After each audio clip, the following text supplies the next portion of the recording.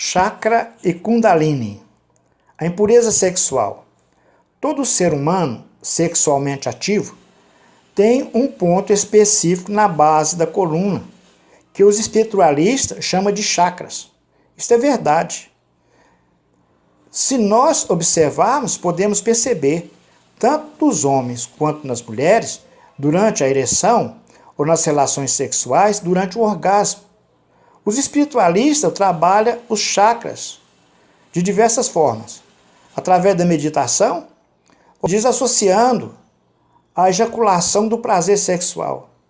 E muitas outras formas são usadas para despertar a Kundalini. A Kundalini é simbolizada por duas serpentes enroscadas na coluna, que atinge o corpo inteiro. Isso pode ser usado nas artes marciais e nas práticas de magia. Existem milhares de livros e manuais satânicos que instruem sobre as magias sexuais. Tanto na magia negra como na magia branca, também pode ser realizada através do sexo e tem poder para provocar a loucura e até matar. Digo isso para mostrar o poder que Satanás exerce sobre o sexo. Para surpresa nossa, livros e manuais satânicos apenas instruem, ensina como fazer a magia, porque Satanás não tem nenhum poder além do que está outorgado na Bíblia. Símbolos e rituais foram necessários para separar a luz das trevas através de Jesus. E Satanás usa este poder das trevas contra as igrejas evangélicas. Ele introduz ensinamentos e doutrinas humanas para desvirtuar. Em Colossenses 2,23 diz: tais coisas com efeito têm aparência de sabedoria, como o culto em si mesmo, e de falsa humildade e de rigor ascético. Todavia, não tem valor algum contra a sensualidade. Trocando em miúdos, o apóstolo fala que as igrejas cheias de preceito, e preceito traz a aparência falsa de santidade e da legalidade para Satanás. A maior arma de Satanás é a sensualidade. Em 1 Coríntios 6,18 diz: fugir da impureza. Qualquer outro pecado que a pessoa cometer é fora do corpo, mas aquele que pratica a imoralidade peca contra o seu próprio corpo. E ele usa isso contra a igreja. Numa relação sexual muito intensa entre casados, ele parte para os abusos na prática de sexo imoral e lascivo. Numa relação menos intensa, ele usa discórdia entre o casal, deixando desejar na vida sexual. De um jeito ou de outro, ele coloca uma situação embaraçosa entre os casais crentes.